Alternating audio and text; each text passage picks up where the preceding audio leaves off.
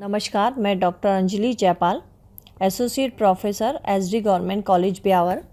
आज के ई कंटेंट में हमारा टॉपिक है प्राकल्पना के स्रोत, सोर्स ऑफ हाइपोथेसिस। प्राकल्पना अनुसंधान के प्रत्येक चरण को दिशा निर्देश देती है, इसलिए प्राकल्पना के विभिन्न पक्षों का गहराई से अध्ययन करना आवश्यक है। प्राकल्पना के स्रोत भी एक महत्वपूर्ण पक्ष है जिसका विवेचन करना अत्यंत आवश्यक है। प्राकल्पना के स्रोत मुख्य दो हैं। पहला है व्यक्तिगत स्रोत, दूसरा है बाह्य स्रोत। वैज्ञानिक अथवा अनुसंधानकर्ता स्वयं प्राकल्पना का सबसे बड़ा व्यक्तिगत स्रोत होता है। अनुसंधानकर्ता का ज्ञान, अनुभव, जिज्ञासा, विचारधारा, दृष्टिकोण, उसकी अंतर्दृष्टि आदि उपयोगी प्राकल्पनाओं के निर्माण में सहायक रहते हैं।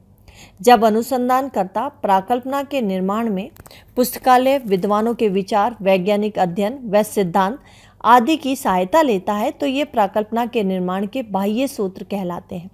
गुडे एंड हॉट ने प्राकल्पना के 4 प्रमुख स्रोतों का वर्णन किया है, जिनमें से पहला है सामान्य संस्कृति, दूसरा है विज्ञान, तीसरा है सादृश्यता और चौथा है व्यक्तिगत अनुभव।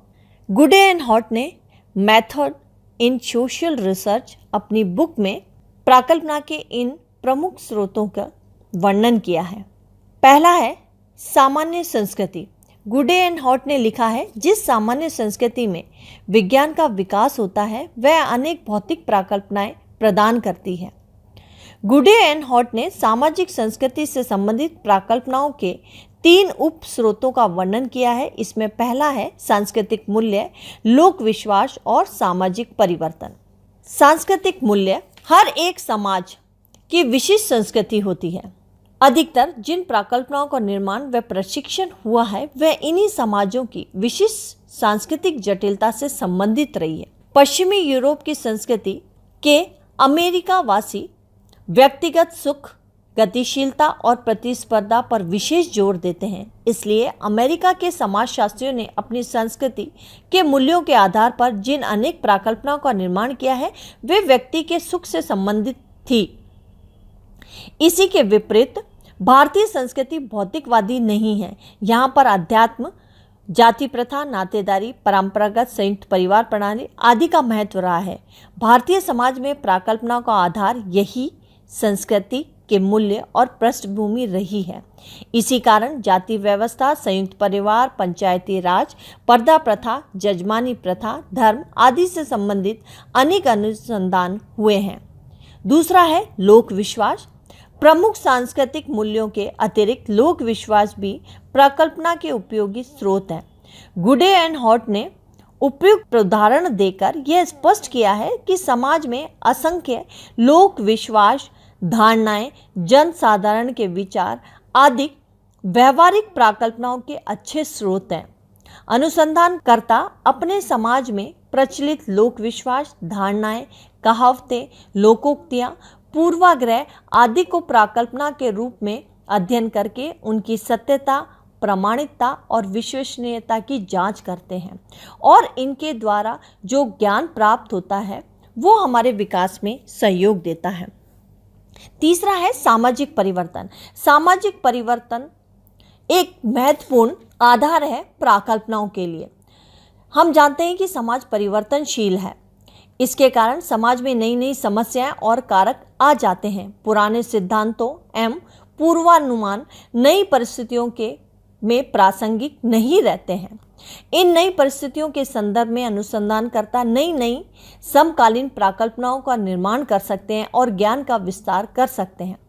जैसे कि भारत में आधुनिकीकरण, पश्चिमीकरण, औद्योगिकरण के कारण परिवार, जाति, ग्राम आदि बदल रहे हैं। अतः इससे संबंधित पुराने सिद्धांतों के पुनः परीक्षण के लिए नई प्राकल्पनाओं का निर्माण करके नए सिद्धांतों, अवधारणाओं आदि का निर्माण किया जा सकता है। इस प्रकार हमने पहला पढ़ा सामान्य संस्कृति स्रोत। दूसरा है वैज्ञानिक सिद्धांत। गुडे एंड हॉट ने लिखा है कि विज्ञान स्वयं प्राकल्पनाओं का एक बहुत अच्छा स्रोत है। सिद्धांत यह स्पष्ट करता है कि क्या क्या जानकारियां ज्ञात हैं और कौन कौन से अध्ययन हो चुके हैं। इस प्रकार सिद्धांत अनुसंधान को दिशा प्रदान करता है। अनेक बार सिद्धांत सामाजिक परिवर्तन के फलस्वरूप गलत दिखाई देने लगते हैं। वैज्ञानिक पुराने सिद्धांतों को ही प्राकल्पना बनाकर उनकी जांच करते हैं और इस प्रकार नए तथ्य पुराने सिद्धांतों की जांच करने में सहायता करते हैं और नए सिद्धांतों का निर्माण कराते हैं या पुरानों में संशोधन करते हैं। तीसरा है सादृश्यता। दूसरे विज्ञानों के सिद्धांतों का उपयोग वैज्ञानिक प्राकल्पनाओं के निर्माण में करते हैं।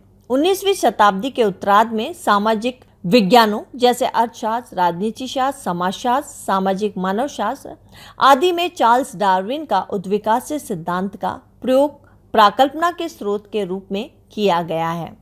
समाजशास्त्र में सामाजिक परिवर्तन, समाज, संस्कृति, धर्म, परिवार, विवाह, कला, सभ्यता आदि के विकास से सिद्धांत अन्य विज्ञानों के सिद्धांतों को सादृश्यता के रूप में काम में लेकर अनेक प्राकल्पनाएं बनाई गई है।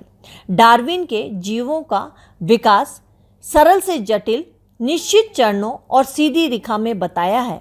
अतः फोर्थ है व्यक्तिगत अनुभव। प्राकल्पनाएं विलक्षण स्वभाव या प्रकृति के व्यक्तियों के अनुभव की परिमाण भी होती है। न केवल संस्कृति, विज्ञान और सादृश्यता ही प्राकल्पनाओं के निर्माण को प्रभावित करती है, बल्कि विलक्षण स्वभाव का व्यक्ति जब इन कारणों के प्रति अपनी प्रतिक्रिया व्यक्त करते हैं तब उनका भी प्राकल्पना के निर्माण में प्रभाव पड़ता है।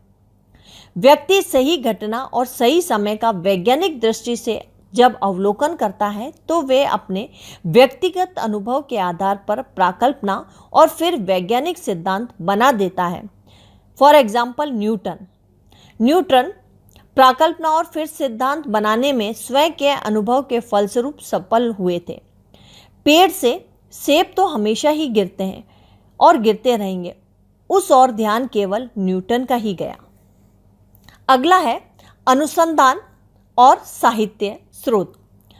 लुंडबर्ग ने सुझाव दिया है कि प्राकल्पनाओं के निर्माण में अच्छे स्रोत कविता, साहित्य, दर्शन, कलाकारों और चिंतन के मानव के सामाजिक संबंधों पर आधारित सिद्धांत के आधार भी हैं।